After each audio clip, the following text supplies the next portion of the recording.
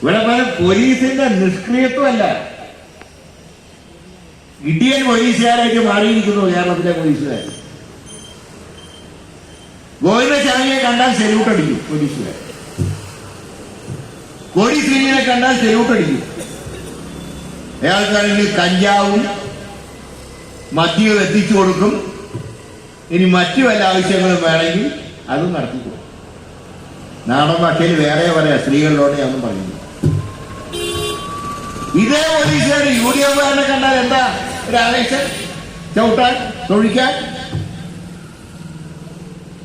ഓരോ police station നടക്കുന്ന കാര്യങ്ങൾ എന്താ? കുന്നംകുളത്തെ ഇവിടെ പത്രത്തിലും ടി വിയിലും കണ്ടില്ലേ കാഴ്ച? സുജിത്ത് എന്ന യൂത്ത് കോൺഗ്രസിന്റെ മണ്ഡലം പ്രസിഡന്റിനെ ചവിട്ടി എല്ലൊടിക്കുന്ന രംഗം. എന്താണ് ചെയ്ത കുറ്റം? എന്താ? കുറെ കോൺഗ്രസ് പ്രവർത്തകരെ പോലീസ് കസ്റ്റഡി എടുത്തപ്പോ എന്തിന് കസ്റ്റഡി എടുത്തെന്ന് ചോദിക്കാൻ ചെന്നതാ. ഇതിന് തല്ലി പരുവത്തിലാക്കിയിട്ട് പറഞ്ഞു ഇയാൾ മദ്യപിച്ചു വന്നു. മൈസൂരിന്റെ മുന്നിൽ കൊണ്ടുപോയി. മൈസൂരിന് ഊതി നോക്കാൻ പറഞ്ഞു. ഊതി നോക്കിയോ ഒന്നുമില്ല. ഇതാണ് ഇവിടെ അവസ്ഥ. ആ ചെറുപ്പക്കാരനെ തല്ലി ചതയ്ക്കുന്ന കാഴ്ച നമ്മൾ കണ്ടില്ലേ ടി വിയിൽ? പീച്ചിയിലുണ്ടായ സംഭവം.